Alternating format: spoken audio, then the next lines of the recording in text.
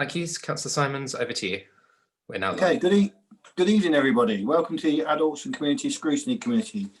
I would like to start by welcoming those members of the public and press who are watching the live stream of this meeting through the Council's YouTube page. Due to government guidance on social distancing, this meeting is taking place remotely in accordance with current legislation, which will make provision for remote attendance at and remote access to council meetings. The meeting is also following Peterborough City Council's virtual meeting protocol. In order for this meeting to run smoothly, I ask several things from members and participants. Firstly, that you keep your video camera switched on with your microphone muted, except when you are invited to speak. If you wish to speak, please raise your virtual hand, which is the blue and is located at the bottom of your participants section. I and the Democratic Services team will keep an eye on participants list to see who wishes to speak. Please be patient if you are not invited to speak as soon as you have raised your hand, as there may be other people wishing to speak before you. Thank you. Democratic Services team will be monitoring the participants list to see if anyone has dropped out of the meeting, and will try to contact you to provide assistance rejoining the meeting if this should happen. As with all new systems, which may run into technical different problems, and this I ask for your patience. Should this occur, adjournment of the meeting will be declared while this fault is addressed, and the public broadcast will be paused. If it is not possible, the meeting will be adjourned until such a time as it can be reconvened. Finally, I will remind members that all virtual meetings are recorded. Okay, before we move on to the agenda items, I'll begin by taking a roll call of the scrutiny members. So if I can one by one read you out, and if you can unmute and say you're attending, please. Councillor Aiken, please. Present. Councillor Bisbee. Thank you, Chairman. Present. Councillor Brown. Thank you, Chairman. Present. Councillor Ellis. Present. Councillor John Fox. In attendance. Councillor Howard. Present. Councillor Jamil. Present. Councillor Esbond. Present. Councillor Yazin. Thank you, Chair. Thank you. Thank you. I'm sorry, Chair, you missed me, Councillor Howell. I do apologise, Councillor Howard. All right. Thank you. Also in attendance, Adrian Chapman, Service Director of Communities and Partnerships, who will support this committee as lead officer, and David Beaucamp as supporting Democratic Services Officer, and other members of the Democratic Services team who will be supporting the meeting in the background in case of any technical difficulties. Thank you. We'll now move to agenda item 1. David. Thank you, Chairman. There are no apologies for this evening's meeting. Okay. Are there any declarations of interest or whipping declarations? Ray.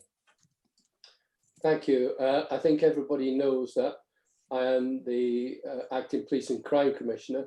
It is on my official declarations, but as we have some things such as domestic abuse, sexual violence on the report today, I just want to remind people that I am in that position, but it has been declared and I am allowed to speak and vote. Okay, well, also I'm on the board of Peterborough Limited. So for item, what item was that, David? 7, wasn't it? No. Yes, it was, no, sorry, it was item number 8, Chair. Yeah. Oh, yeah, sorry. Item 8, I've got a dispensation to speak on this item, but if there is any voting, I will not be taking part in a vote. Just to let everybody know. Any others? No. Okay, thank you. Okay, item 3. We have one set of minutes to approve. The minutes of Adults and Community Scrutiny Committee meeting held on the 3rd of March. I know it's a long time ago. We're being asked to approve the minutes as set out in the agenda as correct record. Can I ask any member who does not agree with the minutes or a true record of the meeting, click the raised hand function on your screen now, please. Okay, no objections. That's okay. Then minutes are agreed. Okay, item 4. We know, are there any call-ins, David, of cabinet or cabinet members or key officers decisions? No requests for call-in, Chair. Okay. All right, item 5. Appointment of the co-opted members, page 9 to 12 on the agenda. I'll hand over to David to introduce this report.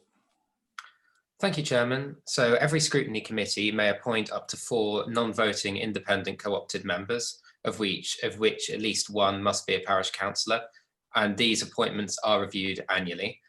We went through a nomination process whereby the Think Communities team and Councillor Walsh sought nominations from all parishes, and the result is that parish councillors Neil Boyce and James Hayes have put their names forward as potential co-opted members.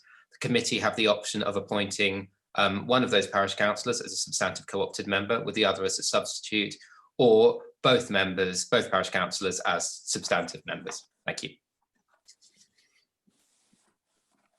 Okay, Councillor Jamil, please. You're muted, Councillor Jamil. I'd like to nominate both be co-opted onto the committee. Thank you, I agree with that. Councillor Bisbee? Thank you. I would like to second that proposal. Councillor John Fox, would you like to say something as well? I was going to second it, Chair, but they're both very worthy characters, and it'll be a great asset for them both to be back on the committee. Okay, is everybody agreed with that, to appoint both? Yes, I'm agreed. Please raise your hand if you're against, please. Okay, I'd like to appoint both. Could they both please join the meeting? Thank you.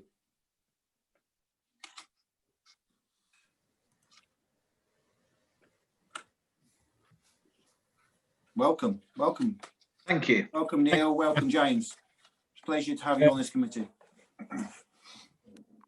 Okay, moving on to item agenda 6. Something went wrong. Try again in a few seconds. Aha, don't know what that was.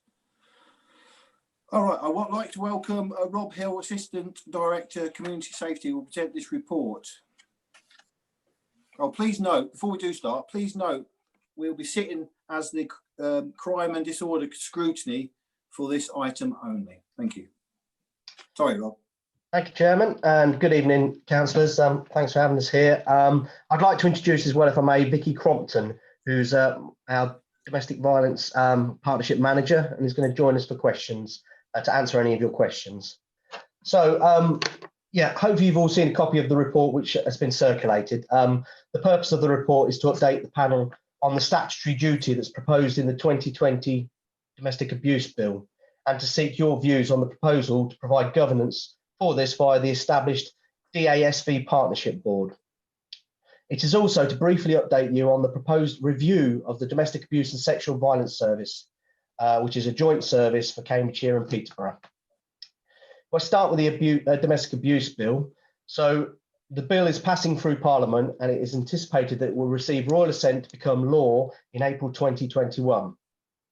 It places the statutory obligations on the authorities in respect to how we address domestic abuse. Now, the report you have details the full proposals, but the key features I wish to draw to your attention are that it formally acknowledges the non-physical attributes of domestic abuse, including emotional, coercive or controlling, and economic abuse. It establishes a DA commissioner to monitor and hold agencies to account in tackling domestic abuse. But most important for us, it places a duty on local authorities to provide support to victims and children in refuges and other safe accommodation. So I'll underline the fact that it places a duty upon us. We already offer this support in Cambridgeshire, but it's not been a statutory requirement. In relation to the support for those in safe accommodation, it proposes 4 parts. First part is a duty on Tier 1 authorities to appoint a multi-agency DA partnership board to oversee accommodation-based support for victims of domestic abuse. This board must publish a strategy and be able to monitor effectiveness and report back to government annually. It places a duty on Tier 1 authorities to have regard for the statutory guidance in exercising their functions. It requires the Secretary of State to provide statutory guidance for us, and it requires Tier 2 councils to cooperate fully with the lead local authority. My report lists out the types of support that will be provided for victims residing in that safe accommodation, but to summarise, it will be to provide advocacy support, domestic abuse advice, specialist support for those with protected characteristics or complex needs, housing related support, counselling and therapy for both adults and children. In relation to the duty to establish a board to oversee this, we are recommending for Peterborough that the existing county-wide domestic abuse and sexual violence board is utilised for this purpose. Just to give some context there, that board is a shared county-wide board, Cambridgeshire and Peterborough, has a number of partners sitting upon it, key statutory partners, and we are very closely intertwined with it. Indeed, from a Peterborough perspective, I'm currently the co-chair with a chief superintendent, so we feel that's the right board to provide this need. I'll pause there for any questions in relation to those statutory proposals before moving on to the second part. Okay, thank you, Rob. Councillor Aiken, please. Thank you, Chair. Thank you, Rob, for that introduction. I just wanted to clarify Tier 1 and Tier 2. Do I take it that Peterborough are both Tier 1 and Tier 2? Yes. Can you just distinguish between the two? I know you've said a little bit about it, but yeah. I just wanted the reason I left that in there, Councillor, thank you. We're a unitary authority, so we cover both attributes, but it's relevant to the board because obviously elsewhere in the county there's the two levels. So we have the obviously the county council and then all the district councils, which would be a Tier 2. So for Peterborough, yes, we're both. Elsewhere, it's relevant. Lovely, thank you. Councillor Howard. Thank you, Chair. Rob, my question is just about the accommodation requirements. Does that add an additional budgetary pressure to the council to provide that? Thank you. So I should say, and I'll invite Vicky to join us at this stage, there is talk that funding would be attached to this, but just to stipulate that it's around the support for those people in accommodation. That's what this is asking us to do. So it's a different budgetary requirement, which we hope we will receive funding for. Vicky, did you want to add anything to that, please?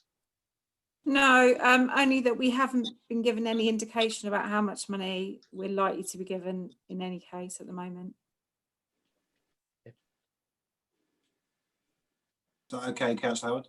Yeah, thank you. Thank you very much. Yeah, I mean, I was going to ask have we got sufficient funding, which is quite important. That was going to be my question as well. Have we got sufficient funding, do we think? Thank you, Councillor. We don't know. Oh, sorry. Oh, go ahead, Vicky. I was just going to say, we don't know exactly what the duty is to provide at the moment because the legislation hasn't necessarily, all those things haven't been clarified, but I'm sitting on the working group with MHCLG, so hopefully we'll have sight of that before it comes out officially. Yeah, if this committee can help in any way, we obviously would like to, because it's such an important topic. Okay, Councillor Yazin, please. Thank you, Chair. My question just follows on from Councillor Howard's. In terms of funding, will we be sharing that funding between ourselves and Cambridgeshire County Council, or do we have complete separate funding for Peterborough? I would anticipate that given that the way they've been talking about Tier 1 and unitary authorities, there'll probably be two separate lots of funding for each area. But what we would try and negotiate was that we only had one board or one process, but obviously that Peterborough and Cambridgeshire got their fair share of the funding and they used it appropriately. Thank you. Okay, yeah, are we confident we'll be, by becoming law in April 2021? Are we confident that we'll have everything in place by then?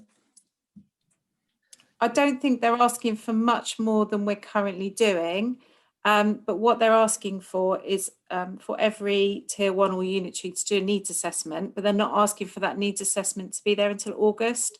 So what I think they want is a really clear summary of what exists in which area for 2021 for that data. Okay. Are we confident with the accommodation side of things? Yeah, I think so. I think so. But obviously that hasn't come out officially, but we're comparable with other areas, and I can't imagine they're going to ask us to be providing much more accommodation than we already do. But wait and see, I suppose. If I may add, Chair, it's I think we are in good shape for this. We've been offering this type of service for a good while in Cambridgeshire, so we are in good shape, and in Peterborough. But I think the distinction to draw is this is making it statutory, so it will be a requirement going forward that we must adhere to. We're fortunate that we've got the right things in place already for that, but by making it statutory, it's no longer going to be optional for us. So really, we're already doing most of this anyway. Which is good, great, good to hear that. Yeah. Any more questions, please? Anybody? Oh, Councillor Aiken, sorry. Thank you, Chair. I wasn't sure whether Rob was going to come back with sort of more information, so I was just holding off. Number of things really that I'd like to sort of mention, and actions, and perhaps Rob or maybe even Adrian want to comment. So, well, first of all, I think because of this is such an important topic and subject, I see it a bit like the looked after children. It is as important as looked after children. They are vulnerable people that need to be looked after. And I would like to propose an action that we have a report on an annual basis. So sort of going forward, I mean, obviously I know that the legislation won't come in place until April, but I really believe that this is something that should be discussed on an annual basis so that we keep abreast of what's happening going forward. What I would also like to put forward, as a councillor, I certainly haven't received any training with regards to being a councillor. I mean, obviously, as we meet residents in all types of situation, from homeless, domestic abuse, what I would like to propose again is another action that as a councillor, certainly councillors and new councillors coming on board, that perhaps some counselling skills are given to us moving forward, so that we can also help in any types of sort of situations that we might come across.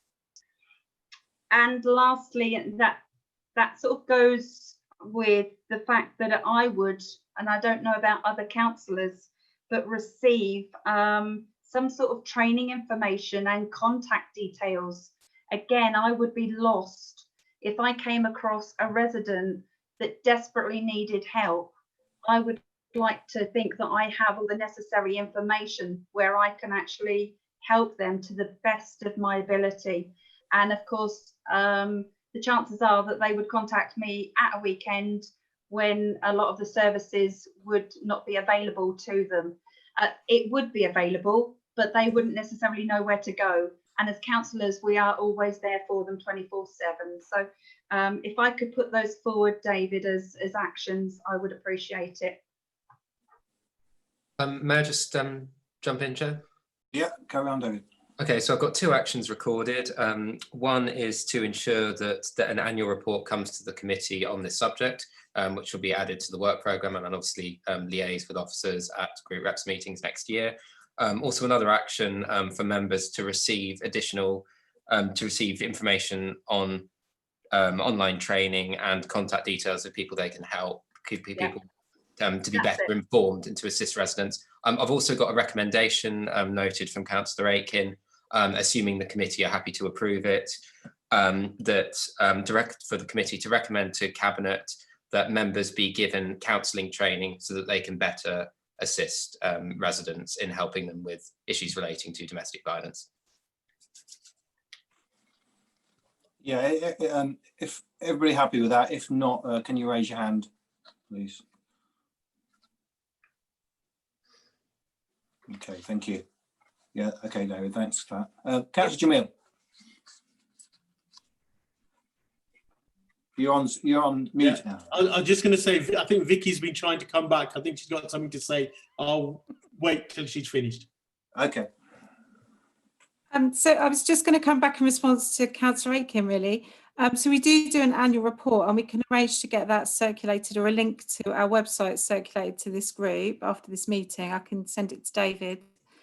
The other thing that we do, so certainly in Cambridgeshire, so the same committee as this, but in Cambridgeshire, we did quite a lot of training for, so awareness 2-hour sessions. We'd be quite happy to do that for anyone that wanted to attend for you, and we can arrange that whenever would suit you, because we'd obviously have to do it on electronically. And I've forgotten the third thing, it's completely gone out of my head. But we do a, yes, that's the one, sorry. So we do a monthly newsletter that covers Cambridgeshire and Peterborough, and we'll tell you all about all the developments, what's happening with services, what services are available, if there's anything nationally happening. What we can also do is arrange to get that newsletter circulated to you all monthly, if that would help. Yeah, that'd be good, thank you. Very good. That's fantastic, Vicky. Thank you very much.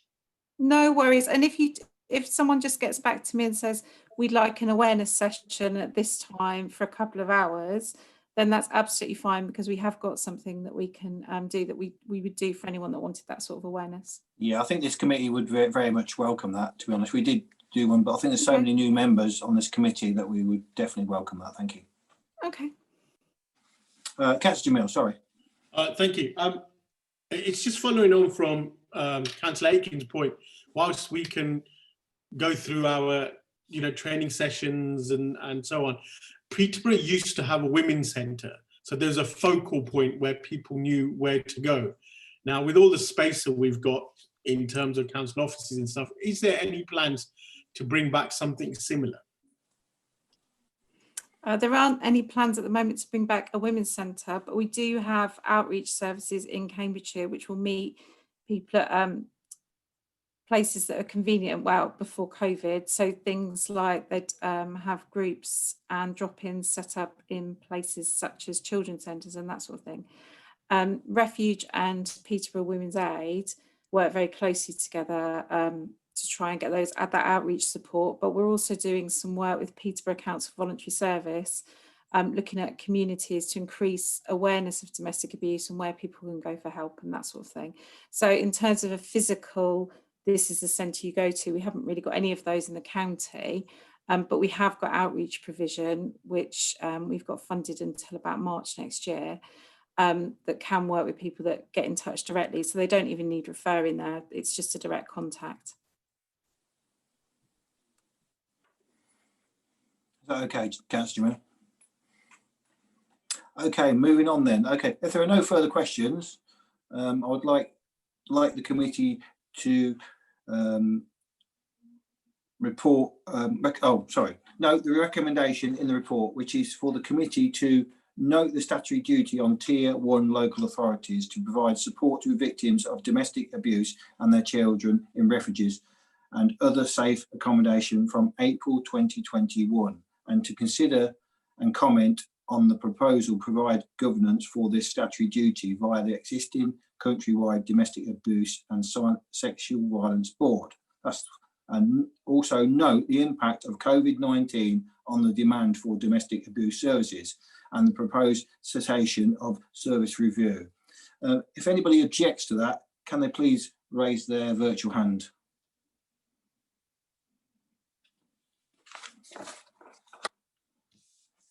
Okay, thank you. I'd like to thank Rob and sorry. Sorry, Chairman, I was going to just very briefly, just update on the second part of the report, which you've already commented on, which was around the domestic abuse review, sexual violence service review. A real brief update. Please, yeah. Yep, I'll do that now.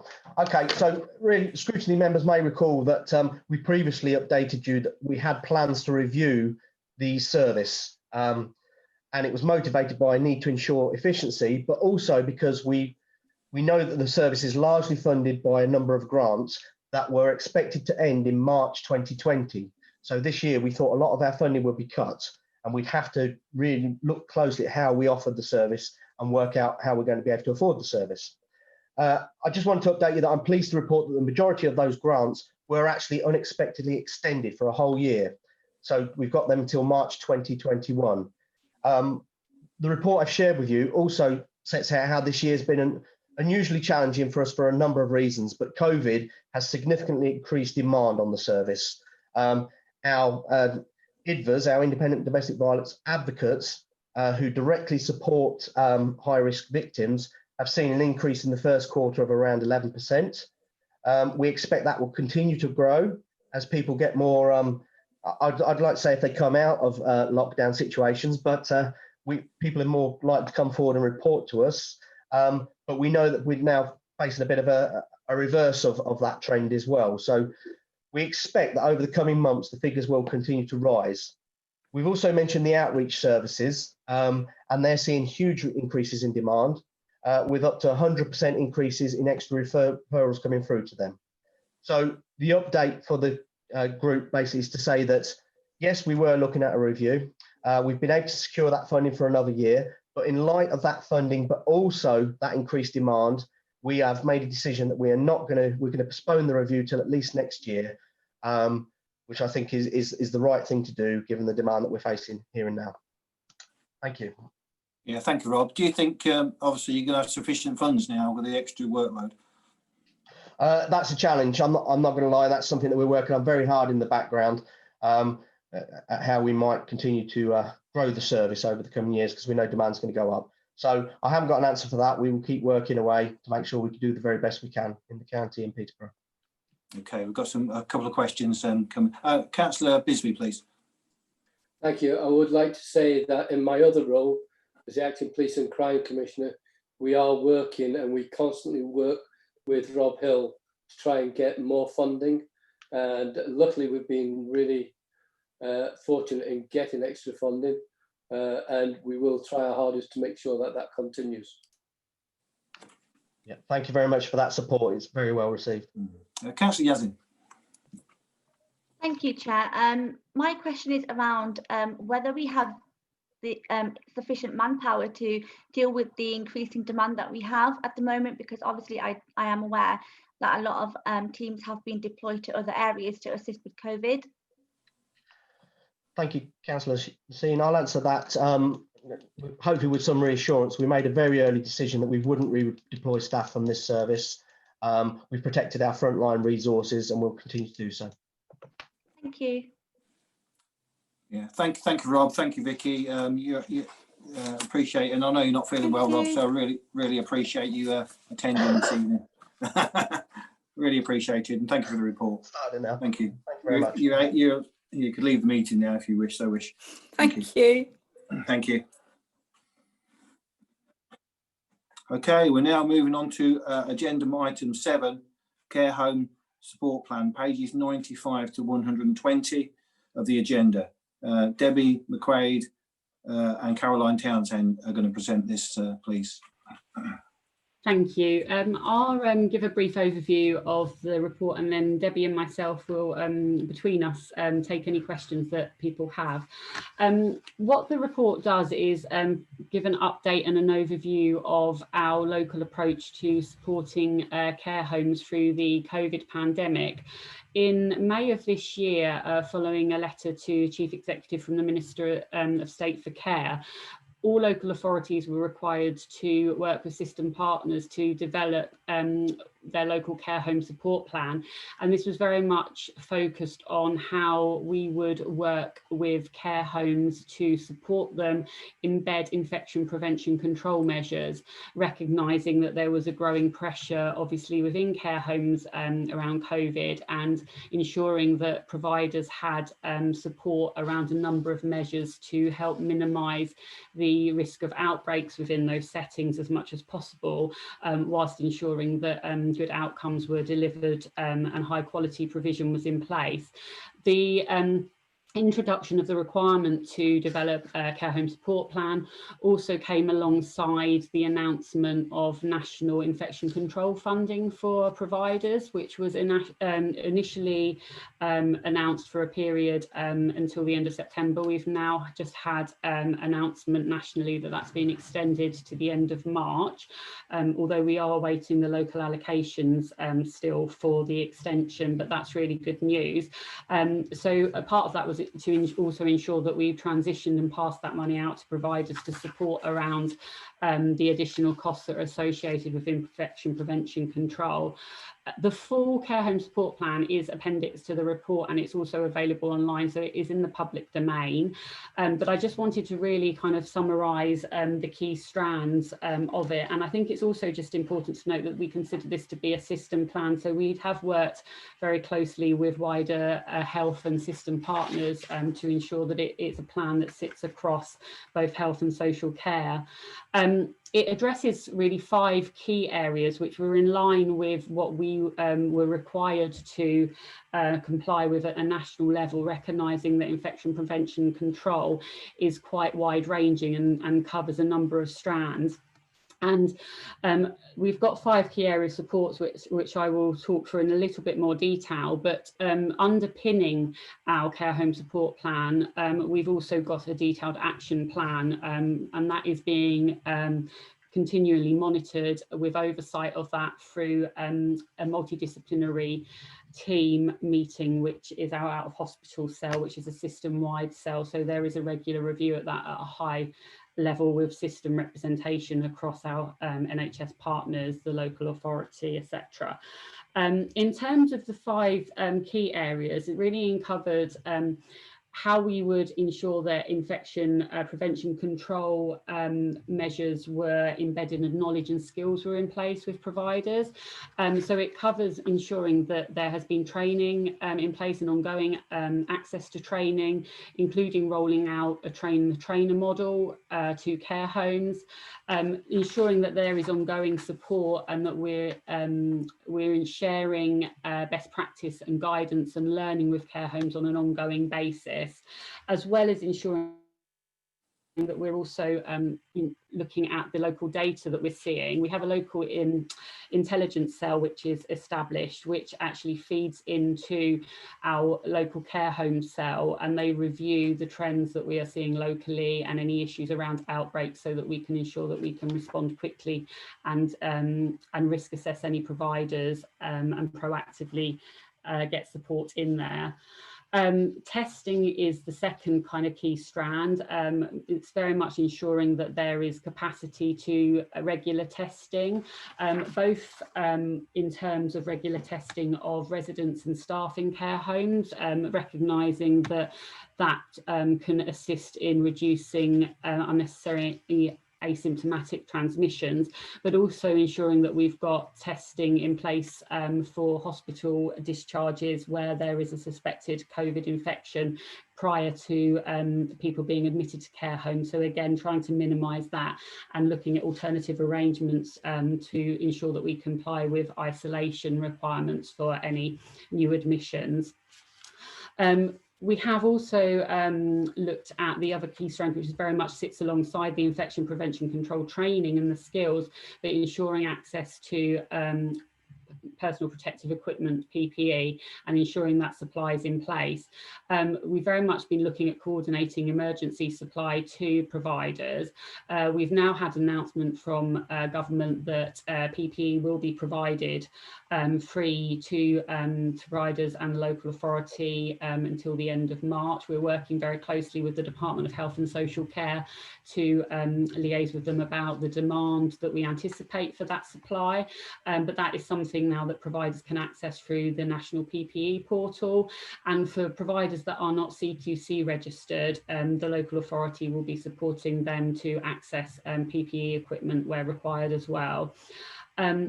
Workforce support is the 4th strain, which is very much around both how we can support providers in terms of best practice around minimising the movement of workforce, but also as well where providers have had particular workforce challenges because they've had high rates of workforce having to isolate, for instance, or they've had to minimise workforce movement between settings, recognising that that has caused some pressures for providers. So we have looked at the use of volunteers and deploying volunteers into settings to assist with different activities, but also the redeployment of some of the local authority and NHS staff where we've had providers which have been of particular concern. We've done a lot of support with providers for our contract management team also just in terms of their business continuity planning, and we did an exercise which was very focused around smaller providers as well, just recognising that they sometimes have less resilience than the larger providers to manage some of those challenges that COVID has presented. Across the system as well, with the, which has been led by the CCG, there is also a wellbeing and emotional support offer which has been put in place for the provider workforce as well. So provider staff are able to offer that support, which is specialist counselling and support for them, those who are requiring it. The final no, actually not the final strand, the fourth strand, so, one away from the last, is around the clinical support offer. And this has very much been around ensuring that there has been a designated GP clinical lead in place for all care homes, and that care homes are having regular weekly check-ins with GP surgeries to ensure that they have support around any residents where they have queries or they need advice around medication. There's also been, CCG did a piece of work to understand the availability of tech, so broadband and technical capabilities of homes, and look at putting additional technical support in to ensure that they have access to what's needed to facilitate virtual consultations with GPs as well. Aligned with that, we have very much looked around aligning our social care and our social workers to feed into those discussions. So there is an MDT discussion and approach which GPs can pick up on a wider scale around particular areas of concern or residents, and we can have that multidisciplinary team discussion and ensure the appropriate wraparound support is in place for care homes to manage people as effectively as possible within their own home. Finally, which very much links in with the financial support, I touched on before around the Infection Control Fund. We've passed that funding out to a range of providers to assist them in managing the additional costs associated with infection control. Very much that funding was very much focused in the additional costs associated with trying to minimise and prevent the unnecessary movement of workforce between different settings and the risk of obviously spreading and cross spreading between different settings. One of the national conditions that did come with the care home plan and the infection control funding was that we required care homes to sign up and regularly use the online capacity tracker, which is a system that enables us to understand what the bed capacity and availability of care homes is across the system. But as part of that, it was actually extended at a national level to incorporate a range of reporting metrics on infection prevention control. And there is a little bit of a summary in terms of where we were in May compared to where we were in July in terms of the reporting, and I think it's quite telling that we've seen a significant improvement in the percentage that are reporting positive steps around the main infection control measures. I wanted to finish there really and take any questions that people may have. Okay, thank you. Councillor Bisbee. Thank you. You mentioned some of it earlier on, but I'm just wondering what is or how are they recruiting people into care homes? Is there an issue now with recruitment, and also people that would have probably gone into the care home because they can no longer look after themselves, is there a likelihood that they're, because of the bad press that they got, is there a likelihood that people will hold on till as long as they can now, when they would have benefited earlier? Yeah, so no, two really good questions. So in terms of in terms of the second question, then yes, I think that we have seen an element of some impact. We've had some feedback, certainly from providers. I think we're noticing it more within the self-funding market, to be honest, not necessarily where the local authority is placing and paying for care, but certainly we have seen an initial impact on the number of self-funders that are accessing some of the care homes for that very reason. Obviously, we're keen to keep an eye on that and understand how that goes, you know, whether that is something that we see long term or if that starts to shift, just recognizing that obviously the self-funder element is, you know, part of their sustainable sort of business model for a number of providers. So it is very much a kind of shifting pattern. In terms of recruitment, actually, interestingly, we haven't had feedback that's been a difficult area. We've, quite interesting, we've had the converse feedback from providers at the moment, but I think that that's a reflection of obviously the knock-on effects of the furlough and people losing their jobs over COVID. So actually, there's been a bit more of an influx of available candidates, so to speak. So we don't anticipate that that's necessarily going to continue long term again, but again watching it quite closely. But at the moment, really, I think the pressure is not necessarily so much been around the access to recruiting the new workforce. It has really been probably some of more of the cost pressures associated with sort of minimising the movement, covering sick pay for people where they've had to isolate, increased use of agency staff, etc., to manage that. Okay, Debbie, I think you want to come in on this. Yeah, it was just really to add to the concern about people not wanting to access a care home. So we have seen an increase in that reluctance. What we are trying to ensure across the system in terms of hospital discharge is that we adopt the home first principles, and we support more people at home than we have during the initial part of the pandemic in care homes.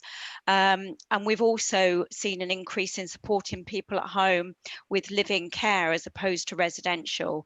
And a lot of that is around the concerns from families. You know, obviously care homes have been in the media throughout the over the last 6 months, and you know, families are genuinely concerned that, you know, their elderly relative needs that level of support, but actually don't necessarily want them to go into that environment. So it's a very mixed picture at the moment, and we are responding to need, and we are trying to balance that with, you know, obviously the financial impact of that. So yeah, just wanted to add that really.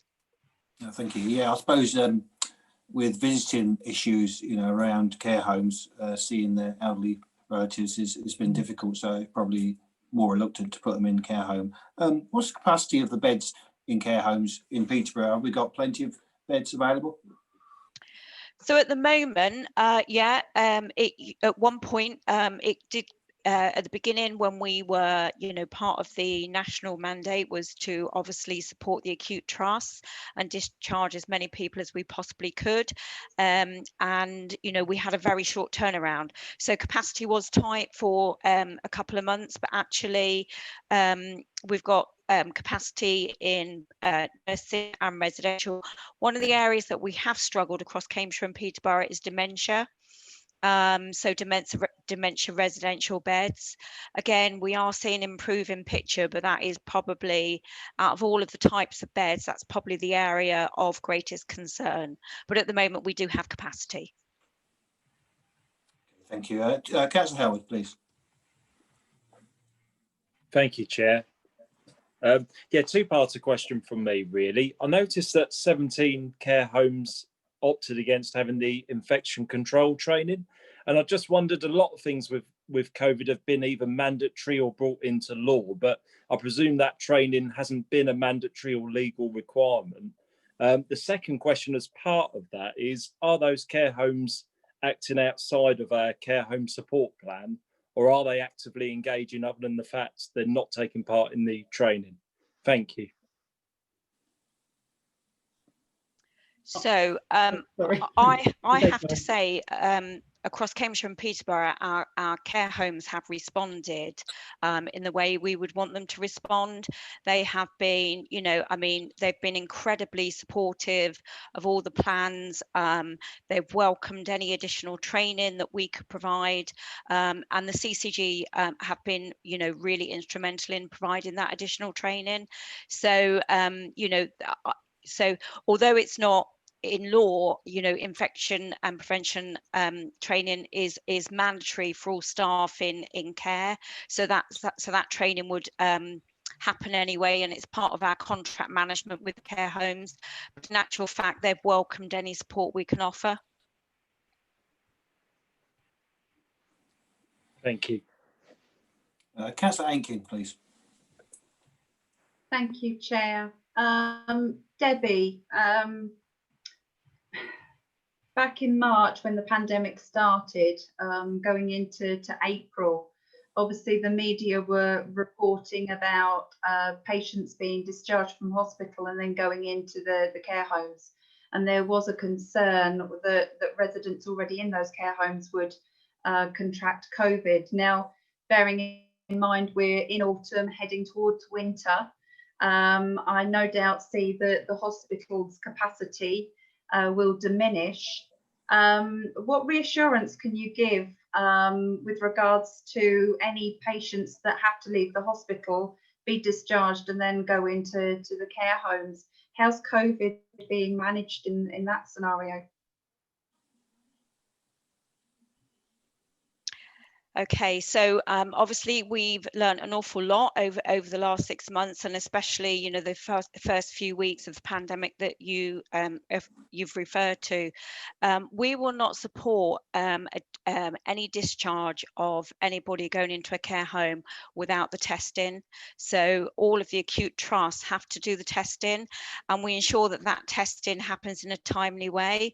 So, for example, if you've had an elderly patient and they were tested on admission and their discharge is sort of 8-9 days later, we will request further testing, so within 48 hours, because again, you know, we've learned that actually it has to be relevant and it has to be time specific. So we're really robust about that now, because actually we don't want a repeat of what happened you know, in March and April. And also what we're really focusing on again is that home first. So, you know, across the country, you know, local authorities were asked to block purchase beds in care homes so that we could respond. And that was, you know, there's a debate whether that was the right thing to do, but actually with the time frame we had, that was the only option in order to free up the acute capacity. This time round, although we always, you know, there will always be a need for certain beds, we are investing more, or we have invested more in reablement, intermediate care at home, so that people get that wraparound support, that you know, the support they need because they're being discharged earlier in their pathway. So that support will enable them to get to their, you know, optimize in their level of independence, and hopefully then they can be supported at home by you know, dom care as opposed to going into care homes. So there will always be a need for care homes, but actually we are focusing on home first as opposed to care homes.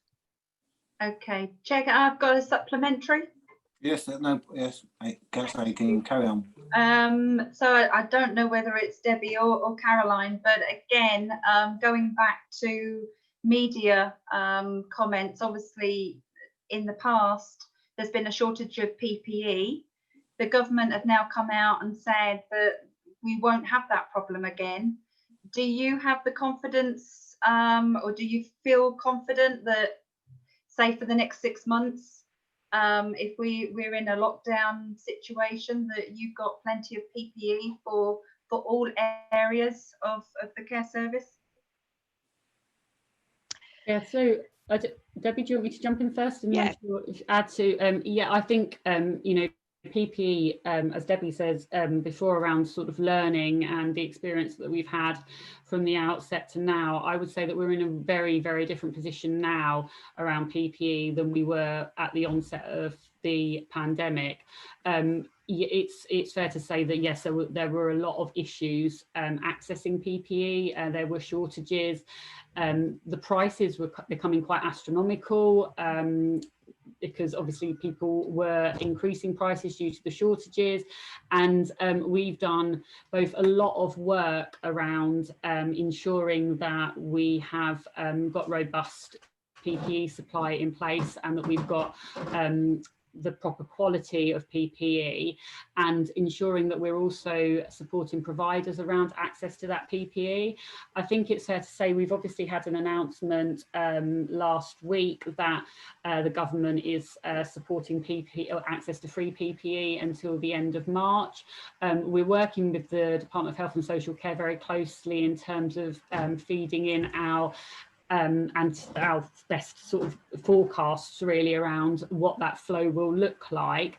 But equally alongside that, we're ensuring that we've still got local arrangements in place to facilitate and bump up that PPE if there are any issues from that national supply.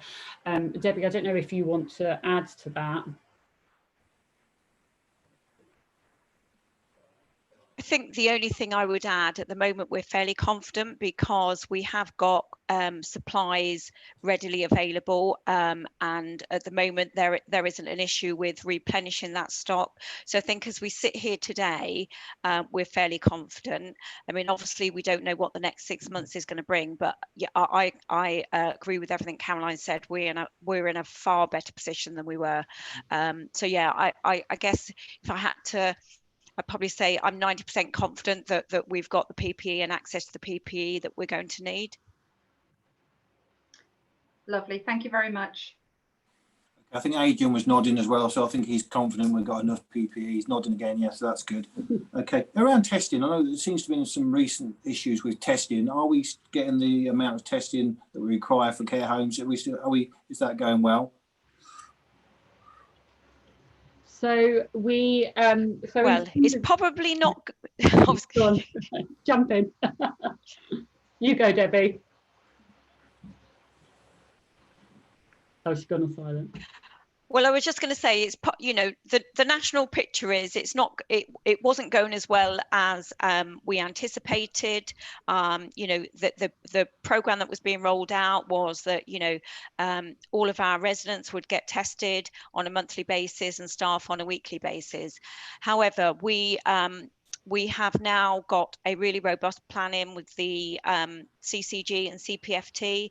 So if we do, if there are issues, we can, we have a process that we can follow to ensure that that testing happens.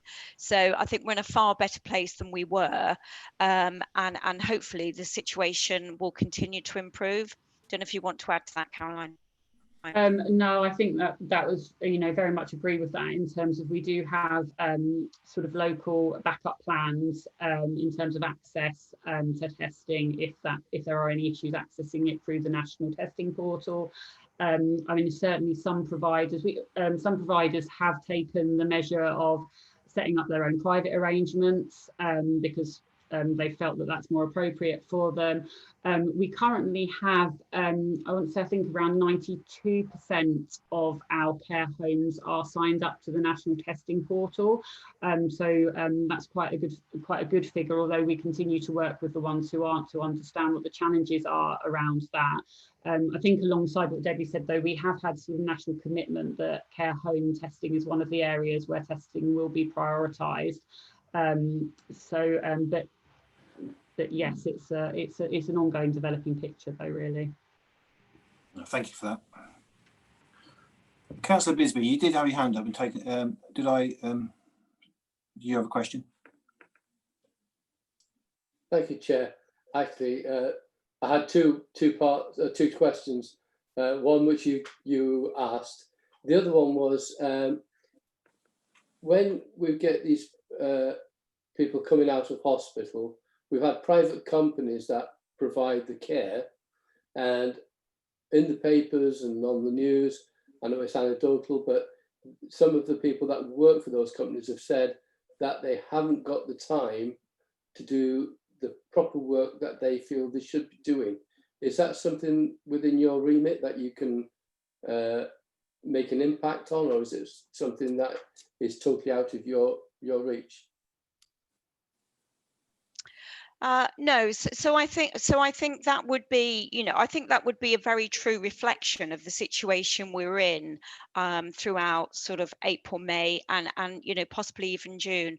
I think we're in a far better place than we were. We've got various, so Caroline in the report mentioned the MDT wrapped around care homes, the clinical support that's going into care homes, the function of our contract and brokerage teams, again, supporting care homes.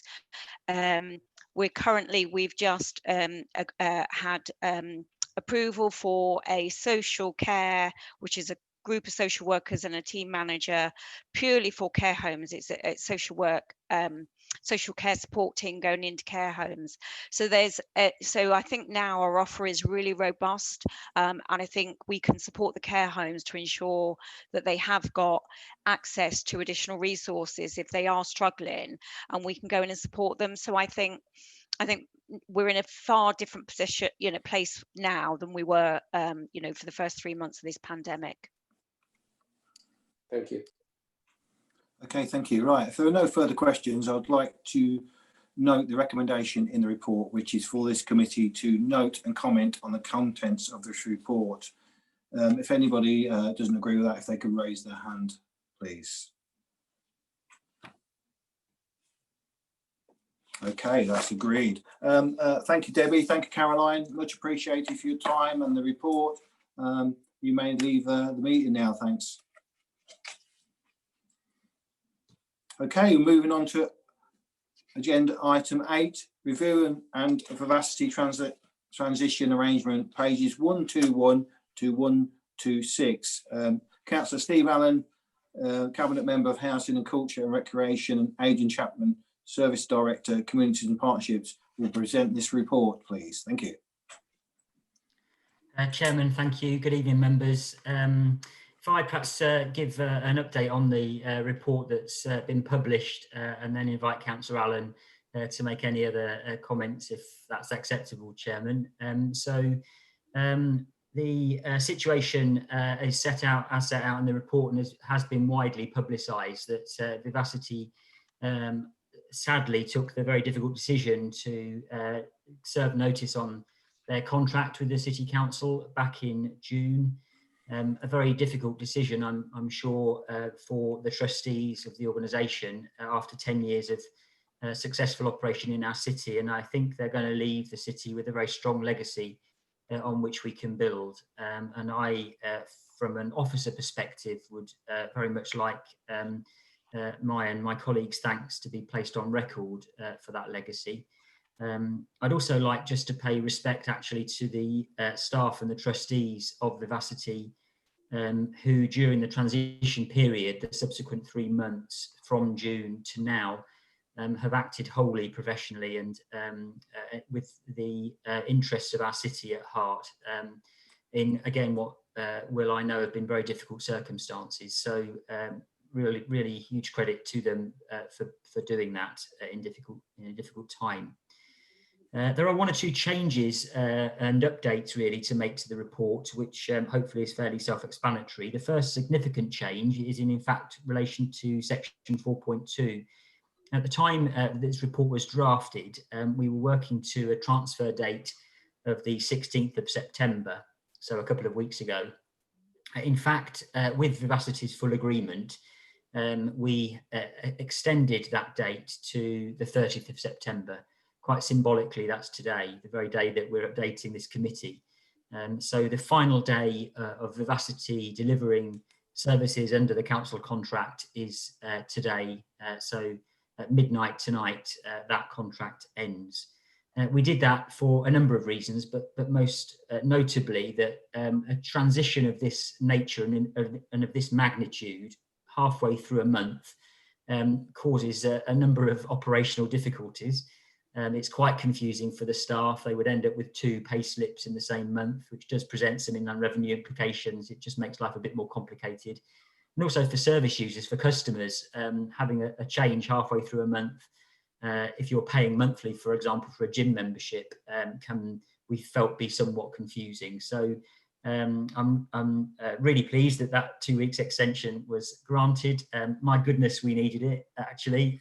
Setting aside the reasons we went for that option, it was clear that there was a huge amount of work still to be done on the 16th of September. But we are now at the end of that transition period. And as I said, at midnight tonight, that contract sadly ends. All staff, as described in the report of Vivacity staff, will transfer under TUPE legislation. That's the Transfer of Undertakings and Protection of Employment for Public Employees. Under TUPE legislation, they'll transfer with their existing terms and conditions. And they'll transfer to one of the 2 organisations or bodies that will deliver these services going forwards. And I think this is very widely known, so forgive me for just repeating it, but just for absolute clarity, all of the arts, culture and heritage related services will be delivered by a foundation of City College Peterborough. City College Peterborough is the council's adult skills service. The City College has a charitable foundation, and a trading arm of that charitable foundation will take Vivacity's services under the arts, culture and heritage categories on. And sports and leisure services will all be delivered by Peterborough Limited. That's the company that has under its umbrella Aragon Services. This will sit as a separate entity under the Peterborough Limited umbrella, with a focus on developing sport and leisure opportunities in the city, probably needed more so than ever in a pandemic environment, and certainly in post-pandemic environment, to help people with their both emotional and physical health and well-being. So very, very important that those services are taken forward. I think members will be fully aware that Peterborough Limited is a wholly owned company of the council. It has one shareholder, and that's the City Council. So to all intents and purposes, both sets of transfers are being made to organisations that are within the council's control, which I think is really important and gives assurance, hopefully, to members and certainly to the public. We've been working with Vivacity during the transition period, because obviously transitioning a large contract from one organisation to another on its own in normal times is very difficult. But in setting alongside that, the fact that we're operating within a global pandemic, and much of the transition period was in lockdown, and the vast majority of Vivacity staff were on furlough, has made the issue even more problematic. But nevertheless, we have successfully now reopened with Vivacity's support the vast majority of services. Most but not all libraries are now open. At 4.6.1, there are a couple of updates I'd just like to make in the reopening schedule under the arts, culture and heritage category. So the Key Theatre, we've now made a decision to reopen with a grand Christmas season to be launched, to be revealed, should I say, which really means it's still in development. But you'll forgive me for not being able to share too many of the details this evening. We do want to get it right, and it will be in lieu of a pantomime, but hopefully something a bit different, something a little bit more exciting than perhaps a couple of nights only, and something that we can really use to relaunch the opening of the Key Theatre, a vital part of our arts and culture offer in the city. And the museum, we've now agreed only this week to reopen on November the 11th. There's a little bit of building work happening at the museum at the moment, which is one of the reasons it can't open sooner. And also because it's an older building, we must make sure it's COVID secure. With an older building, it just takes a little bit more effort and time and investment. So November the 11th is the target reopening date for the museum. And then on the list at 4.7.1, sports and leisure services, no further updates on the details that are contained there. The continued conversations with both of the shared school sites at Warrington and Bushfield they'll continue over the coming weeks. I am concerned members will be anxious to get community use back in at Warrington and at Bushfield, but as members may know, those sites are both sites that are shared with schools, and we've taken the decision to work very closely with the schools and ensure that the school children are safe first and foremost. Those school children do have access to those facilities, and we will gradually reopen when it's safe to do so for wider community use at the earliest opportunity.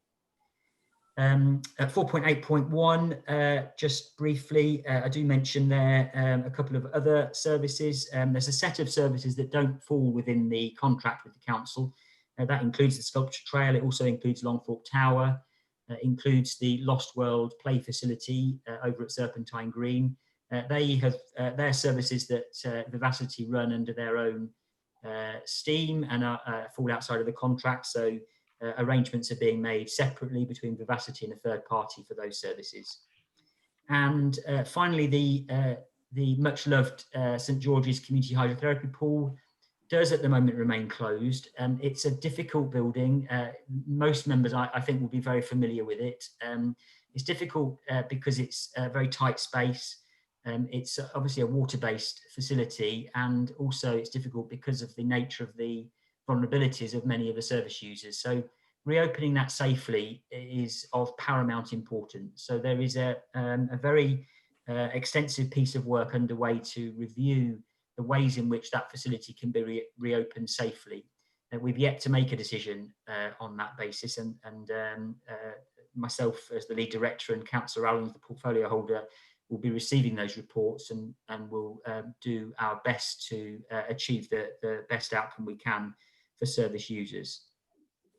And then finally, I'd just like to say that the commitment that's set out in the Cabinet Member Decision Notice that was made when the decision to transfer services to Peterborough Limited and to City College Peterborough Foundation was agreed, was to allow at least a year for these services to settle, and for us to, as a council, as the commissioner, if you like, of these services, to fully understand the way these services have been run, the financial information, but more importantly, probably, the way that people might want to access these services in a COVID-19 world.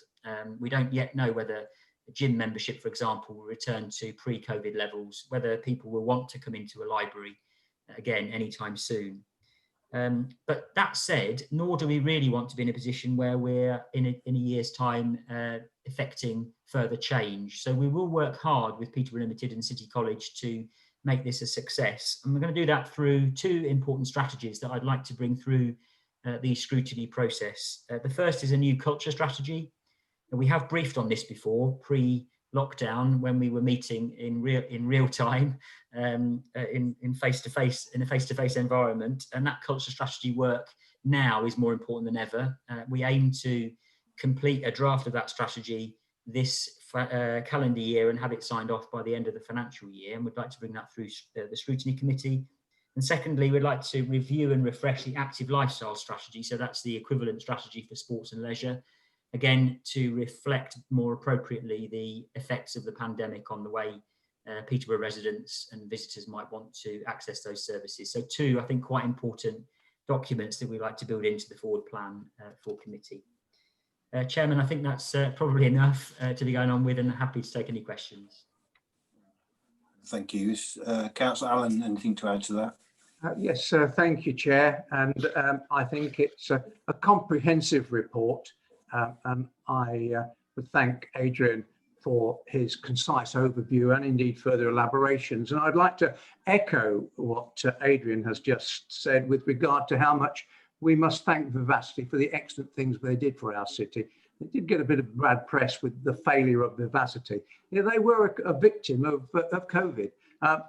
Committee members will recall bringing the report of Vivacity to this committee a couple of months prior to the COVID lockdown, and it was quite optimistic. The CEO, Peter Appleton, and myself were talking about the positive move to make Vivacity even more relevant to the city and to be more commercially purposeful. But unfortunately, that didn't happen. Like so many things connected to culture, leisure, vivacity were victims of this dreadful pandemic we're all living through.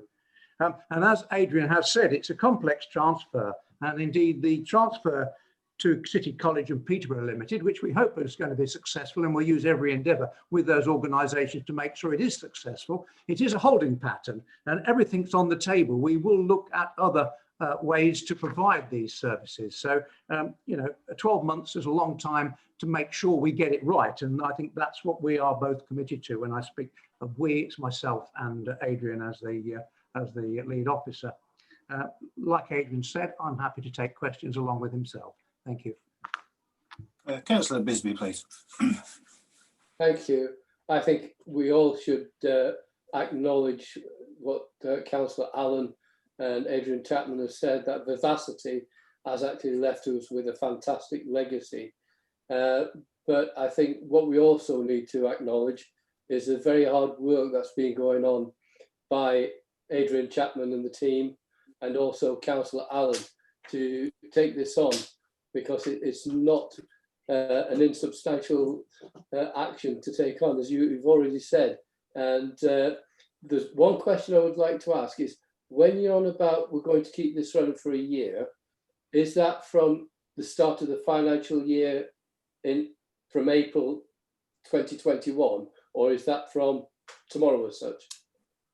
I believe it's from handover. Is that correct, Adrian? That's my understanding. Yeah, that's correct, Councillor Allen.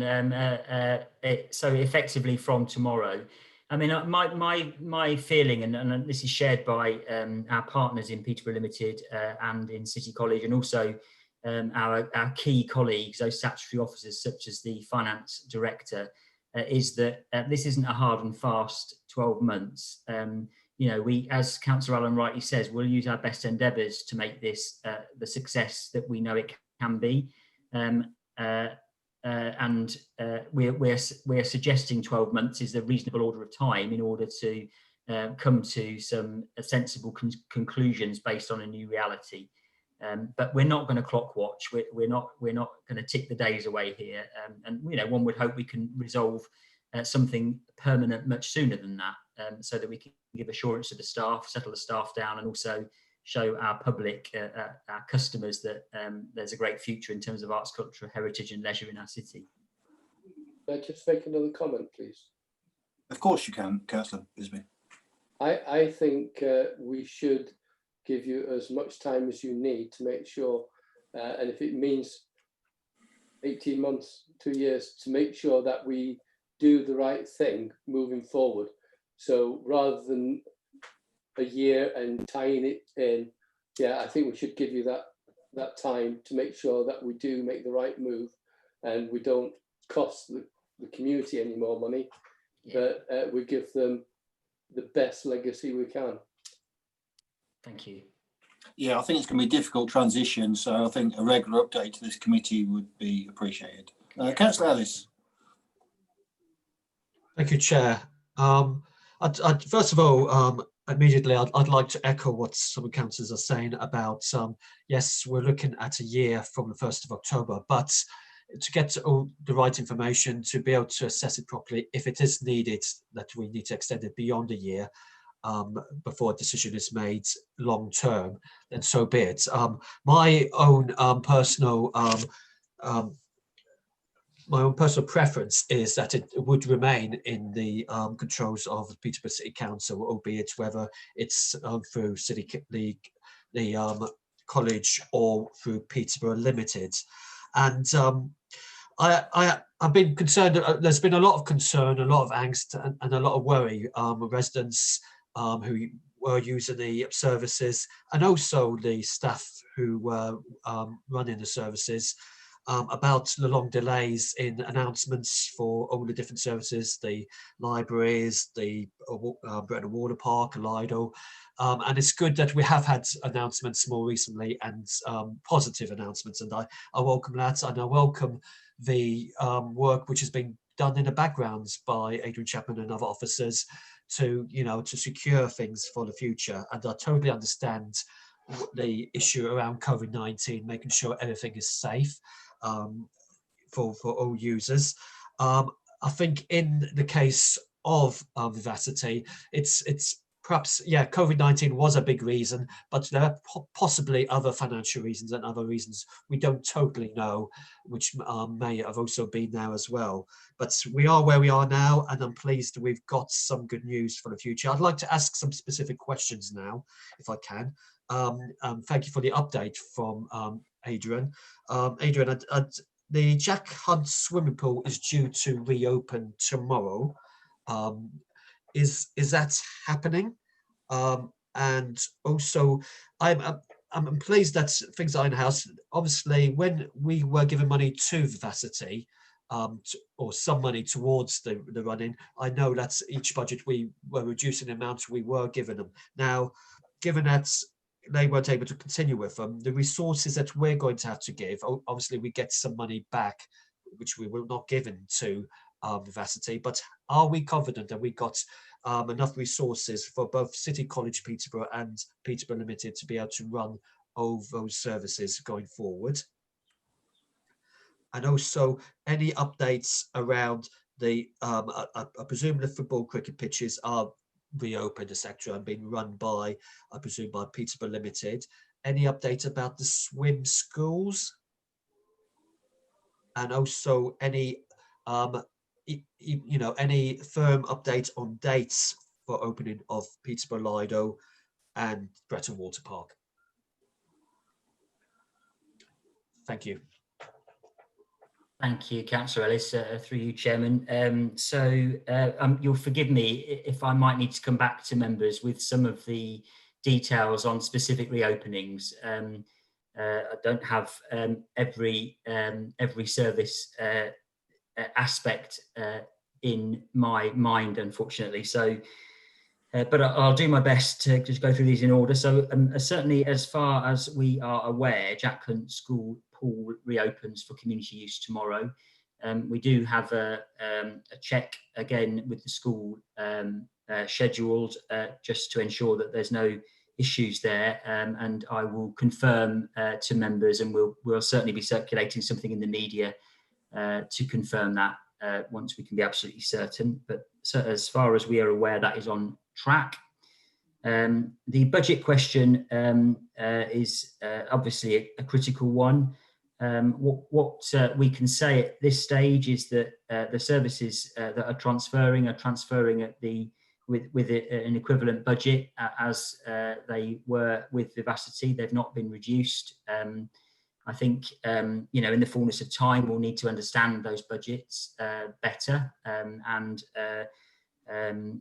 see whether there are different or more efficient ways of running some aspects of those parts of the organisation that are transferring to both entities. But we are saying by giving 12 months minimum here that those budgets are sustained for that period of time, because we need that to allow former Vivacity services run by Peterborough Limited and City College to be run effectively for that period. So I'm as confident as I can be that the budget is in good order. The only caveat I would apply is what we don't know about how the public are going to return to these services, especially the fee-paying services. So we know that gym membership is down currently, unsurprisingly. Depending on what happens, I think with the R rate locally and nationally, we may see that gym membership start to increase. But clearly, if that remains below where it was, then that's going to have a significant impact on the overall budget. But at the moment, I can sit here this evening and be confident that the two organisations have got sufficient funds to run those services. What I would also say actually about both Peterborough Limited and about City College is that they're incredibly entrepreneurial in the same way that Vivacity were, and are keen to explore other ways of attracting investment and developing and growing services. So, and that plays to your question around the Lido, I think, where we've already confirmed it will reopen for the 2021 season. It traditionally, as you know, remains open for just a short season, but actually both Councillor Allen and I, and certainly Peterborough Limited, have an aspiration to try our best to attract investment to create more of an all year round facility. there. It's an incredible jewel in our crown in Peterborough. It's much loved, and if we can convert that to more effective all year round use, I think that would be a great asset for the city. We don't quite know what or how yet, but the aspiration is there. And I think if we've got aspiration and ambition, that's half the battle. The same is true of the Bretton Water Park. We have already confirmed it will reopen for the 2021 season as early as possible. I think probably a little bit more difficult to open that up beyond the kind of summer season, but we do want to extend the facility by way of making it an all-day out event for families. So the offer of food, beverages, good value, good healthy food to be available, perhaps some picnic tables, that kind of thing, just to whilst we can't extend the actual pool facility, we can extend the facilities around the edges of the splash park to make it more of a destination, if you like, for residents in Bretton and beyond. Unfortunately, I will need to, I'm afraid, to admit defeat on the swim school question. I just don't know the answer. I don't know whether Councillor Allen might. I suspect not either. So I will take that away and update the committee with details of all of those sort of details around swim schools, cricket pitches, the bookings of those sorts of things. And if committee have any other specific questions around reopenings, very much welcome an email from you, and I'll make sure everybody gets the full briefing. If I can just follow up, Adrian. Adrian and I indeed have regular conversations, regular meetings, and swim school and use of pitches are one of the issues that we are definitely on. They should be open, and I am pressing for those to be progressed sooner rather than later. And certainly with regard to the Lido and the Bretton Splash Park, both politically sensitive for different reasons. And as Adrian has outlined, bigger and better is the philosophy with the Lido. There are a lot of commercial potentials there. We need to get it open next year. It's a great sadness to me that we didn't open this year. But again, it's a COVID casualty. And of course, all of these decisions on Lido and Bretton Splash Park are very much predicated by where we are with distancing next year, because they will not be commercial or indeed even available to us to open unless the situation changes and there's a relaxation on government regulations. In particular, Bretton Splash Park is a worry because of the security, the small low fence. Unless you had ring fence by security guards, it'd be very difficult to control the amount of people that go into a space that hasn't got an admission charge. It's open to the public. So, you know, it is sensitive, but the mission is to get the Bretton Splash Park open next year with better facilities around it to make it more of a day out and to make the Lido, explore every commercial potential. It's it's a heritage asset to the city, which we must use to better advantage. So plus, I think I would say on that. I hope that's correct, following up you, Adrian, on that. Yeah, very much so. We need to get the vaccine so we can all get moving again. Okay, Councillor Howell, please. Thank you, Chair. I think it's me, Councillor Howard. So we're confused when we're next to each other. Howell first. Howell, yes. Thank you, Chair, and thank you, Adrian and Councillor Allen, for the report. I have to say, I may be completely alone in this, but I was really tickled to see that the Sports and Leisure Services and Aragon will become stable mates. Reason for that, guess what I'm going to say next. I see so much littering outside sports events, pitches as well, what is it with people who like their sport but also use lots of single-use plastic and then just throw it away, whether there's a bin or not. And I'm kind of dreaming now of a relationship between Aragon and the Sports and Leisure Services, where there might be something done about that litter picking, because it's a really chronic problem, particularly, or at least in my ward anyway, around sports services. So will there be some good news about that, please? Thank you, Councillor Howell, and yes, very much so. I mean, we again, the devil will be in the detail here, but an obvious link up between Aragon and the form of vivacity services that will sit with Peterborough Limited is already very much in our thoughts. Kitron Eastman, the Managing Director for Peterborough Limited, wholly committed to exploiting in a positive way all of those links, and both in terms of the opportunity for Aragon actually here to improve its reach, to make a positive difference to the city, perhaps to be commercially beneficial, certainly to help with a positive profile, but also because there is an opportunity here to improve on some of the environmental challenges that we face as a city and as a country and as a world. So we have had some of those outline discussions during the partnership meetings we've been having with Peterborough Limited. I was talking to a couple of other members earlier this week around the same theme. So we will very much be exploiting that as an opportunity. And again, I'll be happy to keep the committee well briefed and close to those discussions. Terrific, thank you. Councillor Howard. Thank you, Chair. I'm sure that's me, isn't it? That's me this time. That's you this time. Yeah. Yeah, just to say, I mean, we've got some absolute jewels in the crown here, haven't we? And I know we're in for a bumpy ride, but I share Councillor Ellis's feelings that I'd love to see these services stay internal, looked after with the council, and I'd love us to sit here in 2 years' time, because there's such opportunity here to sit here in 2 years' time and say the 1st of October 2020 was one of the best days for the city and for the people who work for those services. So anything we can do to support and help that, you've got it from the whole committee, I'm sure. Thank you, Councillor. Yes, I echo that, Councillor Howard. Okay, Councillor John Fox, please. Thank you, Chair. I just want to echo what Councillor Howell said, because we had similar problems at Warrington. Now, I know that Vivacity used to charge, I think it was 40 quid for people using certain parts, like the football pitches, and if they didn't leave it clean, they would lose their deposit. Now, yes, people went out there for a little while and then it changes and then it all goes back to square one.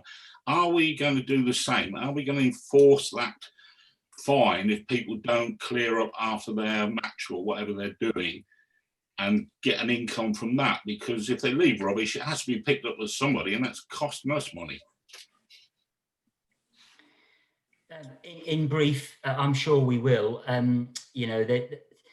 So much of the work we do as a council, members know very well that unless you follow up with enforcement, you can compel or encourage people to behave in a certain way, but sometimes you do need to take it over the line and get some hard enforcement happening. And I don't see why this would be any different. I would be interested to find out, and I'll do so, why if Vivacity weren't able to follow up with that kind of enforcement activity, whether something prevented that from happening. But certainly the spirit of this council and the way we operate is very much to take action. Otherwise, the next you cry wolf too many times, and then nothing ever happens, nothing ever changes. So you have a personal commitment from me to ensure that is the case, notwithstanding any issues that Vivacity found. Thank you. That's very reassuring, Adrian. Thank you. Councillor Howard, did you have another question?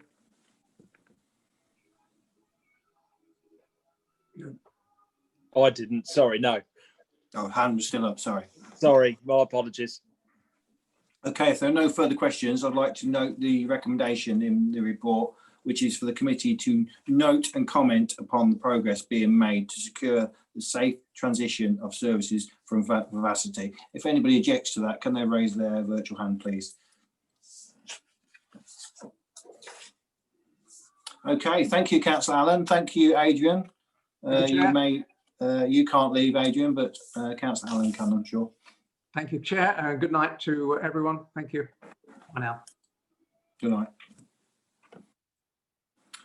Okay, we're now moving on to agenda item 9, proposal of task and finish group to promote equality and diversity amongst councillors, pages 127 to 130 of the agenda. I think we have the nominees for this already, Adrian, I believe. Adrian's to present this report. Thank you.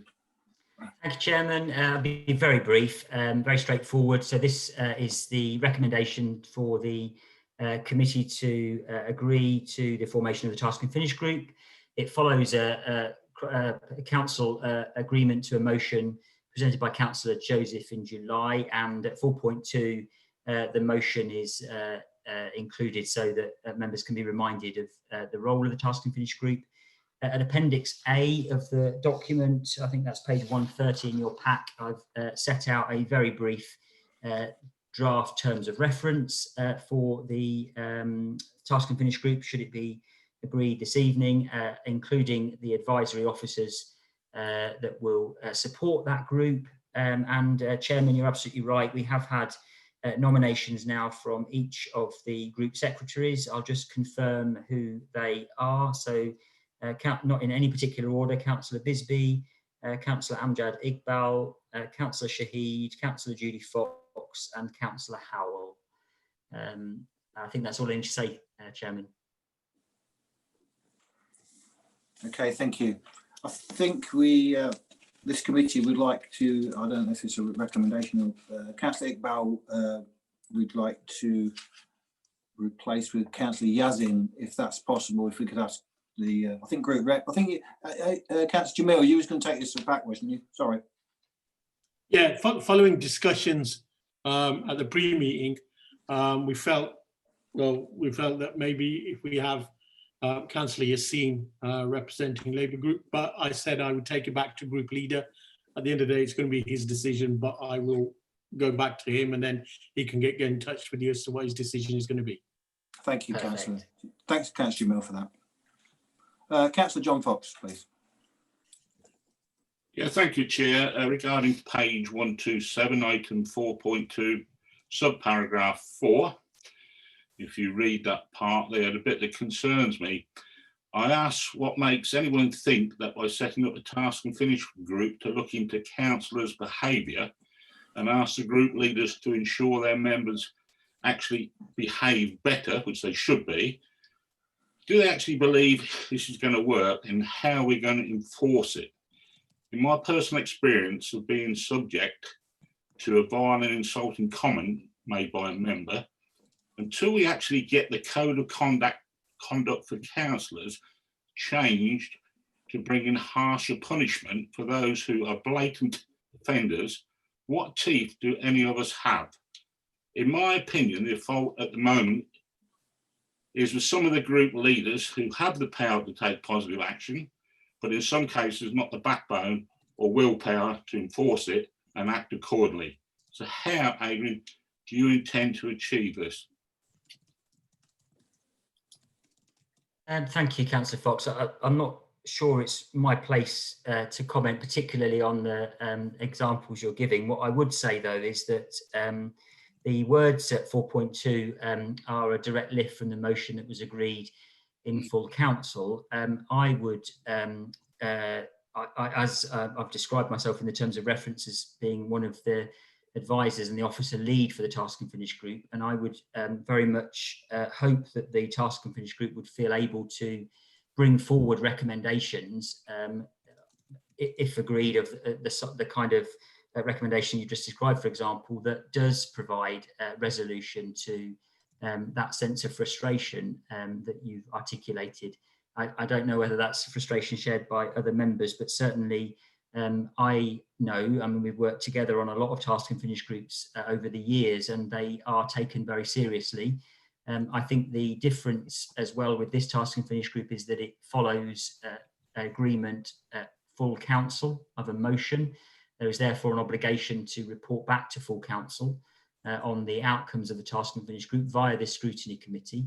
And as you know, Task and Finish groups can make recommendations to scrutiny committees, who in turn can make recommendations to cabinet or to full council as part of their work. So, you know, what you'll get certainly from me and officers is whatever support you as members feel necessary to ensure that the recommendations have whatever scale of teeth or of action required that is necessary. And if that requires wholesale change to the Constitution, then that's one of the things that we will be supporting you with to word appropriately. You'll note actually that I have included a suggestion that our monitoring officer is also one of the advisors, because we did feel that there may need to be some consideration of the constitution and our various committees anyway. So you will definitely have her wisdom to advise the group. Yes, thank you, Adrian. The sad reality is that at the full council, it was voted through. We didn't get a chance to debate on it because I'd be very interested in members' opinion of that. I think it's time now we need to individually speak to our reps to make sure our opinions are voiced on that group, because it is important. I will be speaking to Judy, as I do most days, occasionally anyway. And you know, I would put that forward, because if we're going to have this happen, and it should happen, quite rightly it should happen, we need to have the teeth to make sure it's enforceable. If not, forget it. It's just a waste of time. We have to get a change. We need to put it forward, and then we need to keep pressurising government as well, because when councillors misbehave, they need to be held to task. Councillor Howe, please. Thank you, Chair. Yeah, I'm also one of the councillors who's going to be on the task force. And I think we need to do quite a bit of work on this terms of reference, actually. I'm sure that will be one of our first tasks on the group, because, as Adrian says, text has been lifted from the motion, and it's a motion we didn't get a chance to debate at full council because we ran out of time. Because, for example, at 4.2.1, it talks about considering the phasing out of gender defining titles. Apart from when we say Mr. Mayor, I struggle to think how many other gender defined titles that there are. And it just feels at the moment a bit imbalanced, that there's things on here that I may be wrong, I will stand corrected, that are not that important. And there are other issues that are far more important to ensure inclusion of all types of groups. So I think that will be a big job at the beginning, is to look again at this terms of reference and to make it more appropriate and achievable. Thank you. Thank you for that. Okay, Councillor Bisbee, please.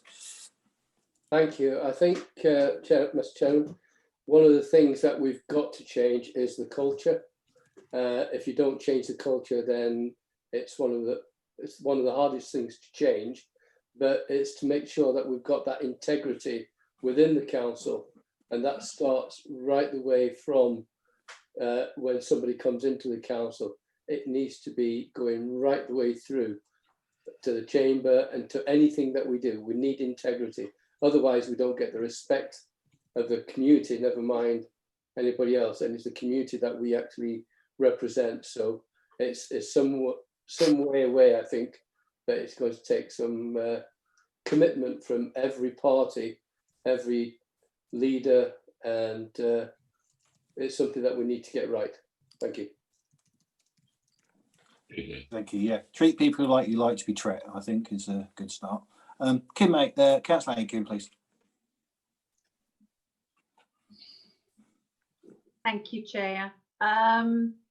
So, Adrian, as I'm a civil service sort of worker,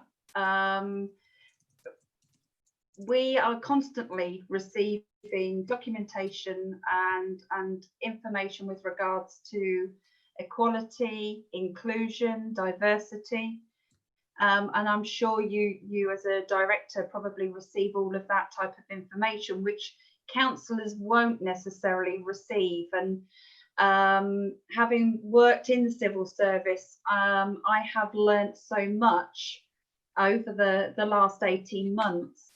I would say there's probably a lot of information that the civil service already has available that the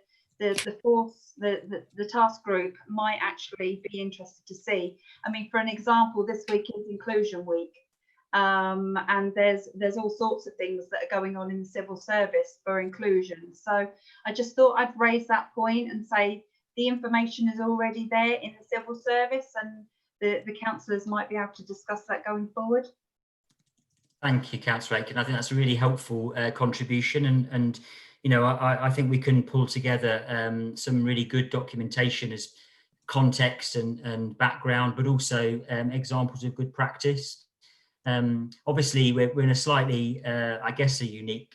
You can't have something that's slightly unique, can you? It either is or it isn't. But nevertheless, this is specifically around the role of councillors, but I think you're absolutely right. A lot of the policies and good practice guides that are out there are relevant for any setting, employee, volunteer, colleague, wherever. So I really welcome that. And perhaps if the tasking force group would like, we can, when it gets going, we can see what is available that we can share with it.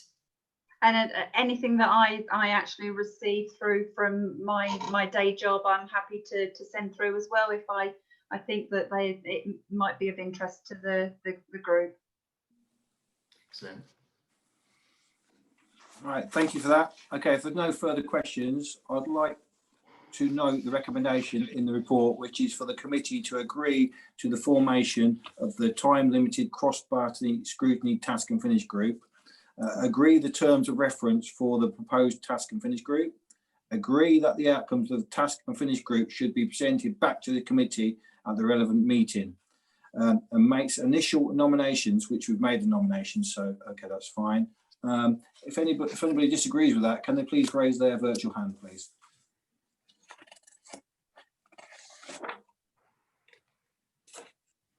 Okay, thank you.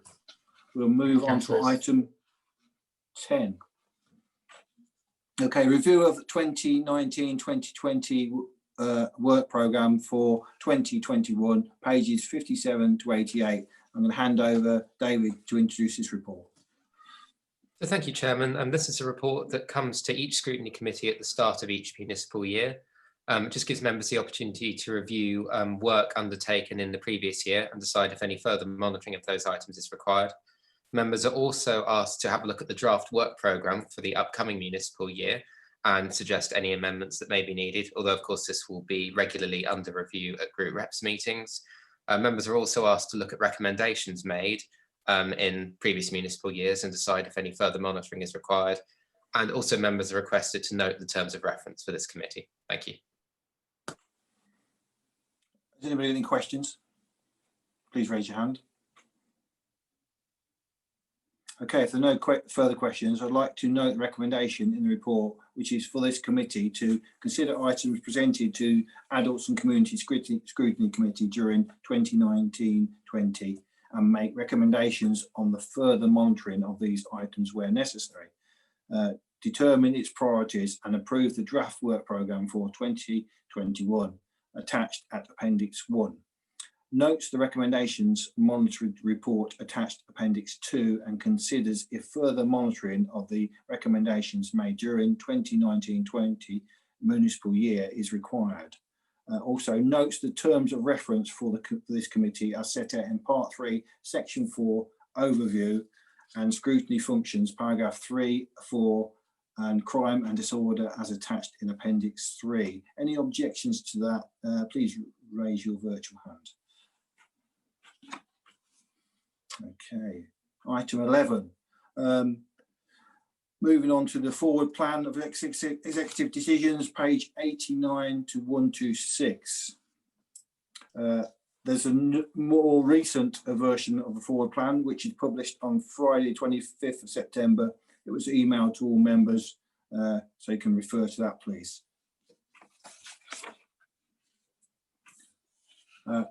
Councillor Ellis, please.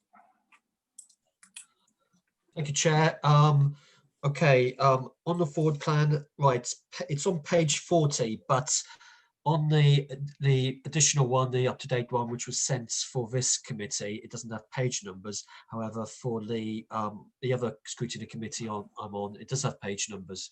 So I'm using that one, which will be much use. But it's forward plan, previously advertised decisions, item 6.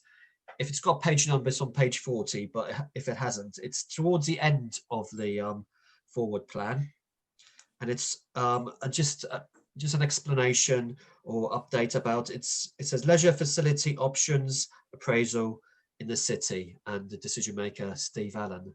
I don't know if anybody can update me as to what that pertains to, please.